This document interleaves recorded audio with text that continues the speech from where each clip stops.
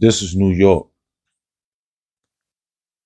They call it bright lights in the big city, the rotten apple.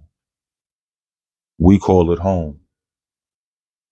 And here, there are millions of people and millions of stories that aren't being showed or talked about. So I've decided to take it upon myself to take y'all upon this journey with me as I sit there and gather these stories, meet these people, shake these hands, get this history that no one would even know about unless we put it up there for y'all. The real stories of New York, the real stories of the rotten apple. We're going to talk to them more. Pimps, hustlers, drug dealers, prostitutes, politicians. We're going to try to get to the truth, or at least their truth, so to speak. So with that being said, I'll introduce to y'all Bright Lights in the Dark City. Yo, what's going on, y'all? This KD from around the town. And I told y'all that we're gonna be sitting there starting up new tiers and new special events for this channel. So we were supposed to start this off with K sharing his prison stories, but I wanted to sit there and start this off with my OG Black. So without further ado, we give you OG Black. What's good, Charles Black Mark, 152 152nd Street, The Hill. You know, Harlem all day. Stand up. What's up, Cal? Good looking for having a brother. Yeah, no problem, my brother. Thank you for sitting there, for coming up here.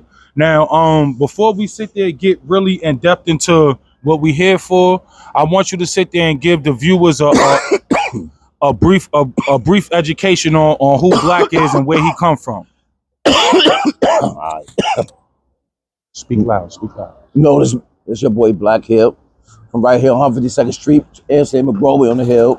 You know, it's all you know what it is up here, you know, coming up 70s, 80s, and 90s, you know, the drug dealing, you know, before all that, when we was young, when it was all love on the street, when you could go everywhere and everything was all love in Harlem, you know, everybody came here to do everything, you know, especially in the summertime, it was always love up here. And we getting back to it, you know, pardon, you know, it's all love. See my man come up when he was young, you know, Black love here. So, okay, so it's safe to say that you grew up in Harlem on 152nd. Now, when can you say, or in your own words, explain when did you start jumping into the streets? And if you know around what age you did it, or what age you started? Right.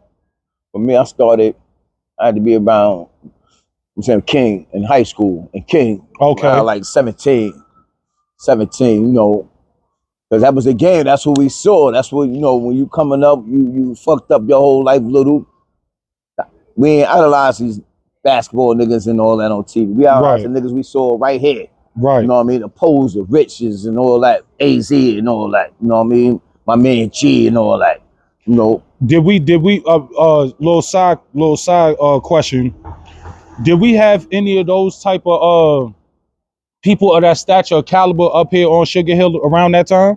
Like the not saying the actual Alpos and shit like, but niggas that niggas don't know. It was niggas getting it. But I think everybody know everybody. You know what I'm saying? Like that our block, you know, we out of German niggas, but you know, you got the 48 Nick and all them on 48. We had niggas out here, man. Niggas was out here doing it in 57th Street, niggas. Right. We had niggas out here that was real name brain cats. Y'all. You know what I mean? That was out here on these streets heavy. Everybody was out here. That's when blocks was blocks. You know what I'm saying? Right. So you always had multiple niggas. That's on when every block. You can intermingle between blocks. Right. But you ain't going another nigga block violating. But you know, everybody was everybody. We all went to elementary school together, to fucking junior high, high school, King, everybody. We all went to school together. So it was always love up here. So you know, when we party gathered up, it was always love. It wasn't always no wild shit like that. You know, you had your little run-ins with niggas from down the hill here and there, you know. It was always when you get money out here in these streets, everybody gonna be jealous, envy, or whatever. You know what I mean? Competition was competition, but it was always love though. Nah, I definitely can agree with that because I know when I was coming up here, when I was coming up in the late '90s, well, the '90s, early 2000s, motherfucking for real, if you wasn't one of them type of niggas, you couldn't even go down the hill. You feel me? And being that I was always the type to sit there and be able to move around because at the end of the day, man, I give respect and I command respect at the same time. And when you're a real nigga, you can sit there, move around, and do real things. But nonetheless, I brought that up to say this, because you came up in Sugar Hill around the 70s and the 80s, right? So was it the same way as it is now back then to where you can sit there and move, or if you ain't like you could just move freely down there, or if you ain't know certain niggas? Nah, you can move like shit was actually it was more dangerous here, but it wasn't like, oh, I couldn't go down there because this and that, the other thing. You know what I'm saying? You might go down a nigga block, you might not want it because you might get jumped. Right. It was just different. Oh, okay. You wasn't getting murked. You might get so jumped. the whole if you atmosphere. hit the wrong block, sometimes you use the wrong type of nigga going in the wrong spot. It's like you come up here, you the wrong nigga. Right. Doing the wrong shit. Nigga, You already spank know. your boots. Exactly. It's vice versa. Right. So, but it still was. It's always love. Like you nigga might be mad if I'm going to see a bitch on your block. That's typical shit. Yeah, most definitely. Nah, I was always good up here. Okay, so you say you we intermingled a lot though. Everybody intermingled. Yeah. Come up here, they fuck with these bitches. We go down there, fuck with bitches. I'm going to Bronx. Fuck. Yeah, that was the good old days in New York. Now you can't to Brooklyn too much. Yeah. Now I ain't even gonna front. Going to Brooklyn, you had to have two things. You had to have a car. You had to have a pipe on you. Pause. And I ain't talking about no crack pipe. But but look. So you said that you went to Martin Luther King, and around 17 is when you start dibbling and dabbling into the streets, right? Right. So is that safe to say that's around the same time when you start getting police activity to where the police are starting to fuck with you, or have they? We didn't get no police activity at first. Okay. No. So when did shit get sticky? Because you started at 17. So when did shit get sticky for you? It got sticky for me at 89.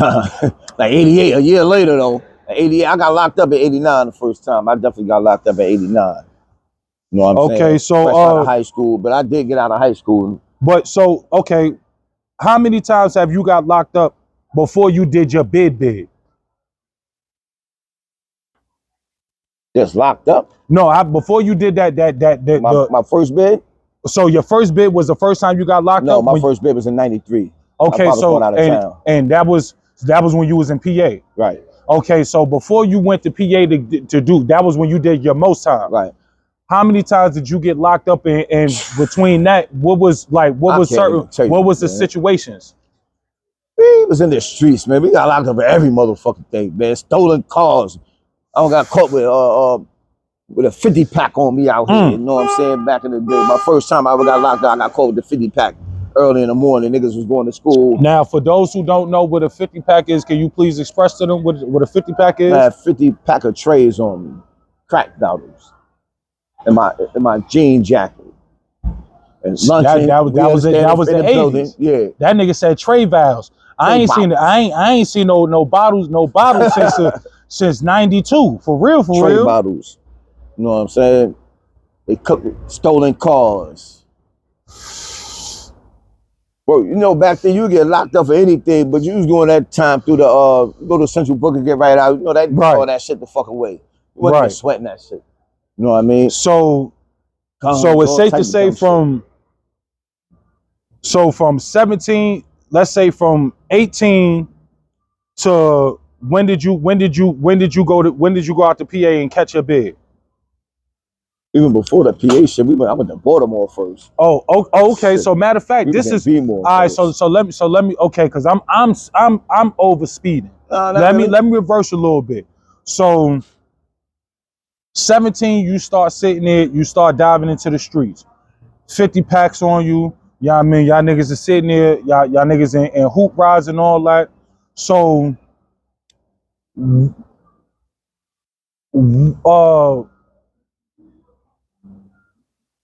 what was the factor that made you say, yo, I'm going OT to make this money? Was it more lucrative going OT than being in the city? That was a fact. That was a fact. It was more lucrative, but it was more a fact because that's what everybody was starting to do now. Hey, oh, let's start going OT. We going. Them niggas was going to DC getting burnt though. You know what I mean? For Jay getting locked up. So niggas started discovering other town. Oh, we over here, B-more jumping. But niggas was getting locked crazy in B-more. And you know what I mean? It go down out there. We don't got locked the fuck up out there. I ain't get locked up. All my niggas did. Okay. So ran them in the house. Can you was you there today when they ran into the crib? I wasn't there. I was about to say that shit sounded crazy, but I wasn't even there. I say that to say this because a lot of people never survive that they running up in your crib and you not the one that goes to jail. Yeah. I've survived that. I'm talking about SWAT team. Oh, yeah. 3 different cities running up in the crib. Oh, Lord. Now, what they was looking for and what I had was 2 totally different things. So it did not connect. Looking for a nigga, fucker. They better been there like that. There you go. There you go. That I mean, without saying too much, right, but you know what I mean. I had to be looking for a nigga. Come up in here, nigga. I got coke. You know what I mean? Listen, what you looking for? I don't even indulge in, brother. You used to pop for dumb shit like that, though. Yeah, you know what I mean. So, okay, so basically, 17, you hop off the porch, or you hop off the stoop rather. Yeah. You knee deep in the streets. Boom, 50 packs. You know what I mean? Who rides? All that shit. So now you starting to go out of town. That's years later, though. Years later. Years later. Okay. I was on a block for a minute before we start fucking with that out of town. The out of town shit didn't come to like 90, early 90s. 90. So let's say so you had to be what, like 21, 22? Like 20, 21. Okay. So how old was you when you caught your bid in PA? 23. You was 23. Like that. Yes, sir. You know it. So between 20 and 23, you in and out of town, you sitting there, you moving and shaking, you getting it in. A lot of shit with them in them years, my nigga. For real. I was still hustling here. I was hustling on the Deuce. We started going to B-more. That shit, you know what I mean? We crashed and burned that shit. Then niggas started going to PA. You know what I mean? And I was just moving and shaking, moving. It was like a revolving circle. I never stayed nowhere too long. I kept it pushing. That's how Smart. That's how I escaped federal indictments and shit out there. Cause niggas definitely got indicted, but I didn't go to jail out that motherfucker. Right. But I ain't get with I got the running the house treatment. You know what I mean? They ran up in the house, but I ain't get the federal treatment because I was thinking of moving. So that was always my thing. I ain't like to stay nowhere, especially out of town. Right. So going fast forward a little bit, bring us to the day when you matter of fact, what I want you to do is break down the day, the infamous day that changed your world for a minute. Oh yeah. For a minute. That was a long minute. That's in January 01. January 01? Yeah. Police run down on I get locked up for the body. You know what I mean? So I mean, is all over now, right? What you mean? Like the case. All right, that's what we want. The case is over, so you can sit there. Are you freely able to speak about it? The case? Yeah, nigga. Okay, so break down what happened. After the case, I beat the death penalty. No, I'm talking about the lead break down what happened to lead you up to even getting caught. Like what was the situation? Nigga, I woke up, I made some breakfast, a nigga called me, he tried to sting me. Bullshit. Only I remember the police running down on me in a bar out there. Because they already had questioned us like 6-7 months earlier. So this was from something that happened earlier. No, it's the same case, but you know what I mean, the police ran down on me. Right. talking about this and that, you did this and hold up, fam. Pause off with that, man. Right. The fuck up out of here. And that was my problem because I used to talk greasy to them niggas. Get the fuck out, man. Get the fuck away from me. So they tried to make me a fucking target. And I'm from New York.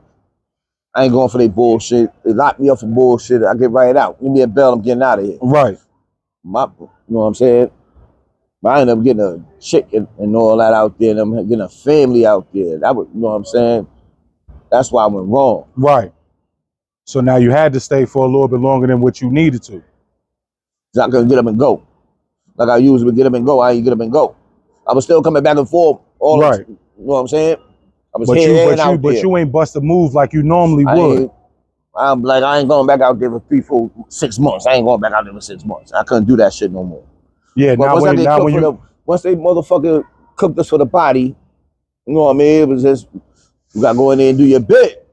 So with you said it was January 01? Yeah. January 01. They come and arrest you. So now you locked up and you fight and you went to trial. Boom. What was the sentence that they gave you when trial was over? They gave me fucking 19 years and 2 months for conspiracy, and I got 16 months to 60 years for drugs running wild. So with a 20 and a half to 45, 46. Hey, little mama. What's up, O'Shea? Now how y'all? All right. Hold on. Break that down one more time. You had a 19 and 6 months. 2 months. 19 years and 2 months for the conspiracy. For my conspiracy to the body, because I beat the body. I found out guilty. They only found me guilty. They gave me conspiracy. They only found me guilty of conspiracy. They ain't found me guilty of the body. So you beat the body. Beat the body. So they was fed up with you because you always talking greasy to these niggas. Every time you get locked up, you bailing out. Now they thought they caught you on something, and PA is a Commonwealth state, so they gonna try to burn. Nah. Hold on. I'm just trying to break it. I'm trying to break it down for the I'm trying to break it down for the viewers. So you sat there and I'm gonna break this shit down to the viewers. Don't go the fuck out of town, fucking around, and no other state that you ain't from. If you don't know the motherfucking laws, you do some dumb shit as some rentals. That's a fact. Well, you were, but okay. But back to me, once we get cooked. 19 to 20 for conspiracy because you beat the body. Right. So they tried to smoke. Well, I ain't gonna say they tried. They gonna smoke you. This what the whole thing was is Judge Eyes. The max on the conspiracy on my conspiracy charge was 20 to 40. Anyway. Right. Yeah, I ain't gonna give you 20-40 because now he ain't gonna want to spend the other time. He got to run that other time concurrent. My drug charge. He got to run that shit concurrent. So instead of him running that shit concurrent, he broke it. He stopped at 19 years, 2 months. Hold on, pause right quick. For the viewers that don't know what running a sentence concurrence or 2 sentences concurrent, can you break that down for them? All right, when you get a concurrent, that means they're gonna run. Hold on, pause right quick. Now, the difference is when you got 2 sentences, say if you got 2, I had the body, I had the conspiracy charge, I got a drug charge. When they run a concurrent, they would run my conspiracy, my drug charge with the time I'm doing with the body charge. So I would just do the 19 or whatever and I'd have been done. Now when they run it wild, what I'm saying the consecutive, I mean you gotta do 1 sentence, then do the other one. So that's why I had to they broke it down to 19 years and 2 months and they gave me 16 months. So I end up with 18 months. So I end up there, 20 and a half. So 40, 45. So I ended up doing 2 fucking extra months. Okay. 20 years and 9 months. All right. So it's safe to say that now you sentenced, and you got sent, how long was you already in there before you got sentenced? Oh, 2 years. So you had already had 2 years under your belt before you got sentenced. That's a fact. Okay, so look, what we gonna do is, because we gonna sit there and stop this video right here, and on the next video, we're gonna sit there and get him to we want to know about these first 2 years while he's in PA, in jail, fighting the case. Say And that. with that,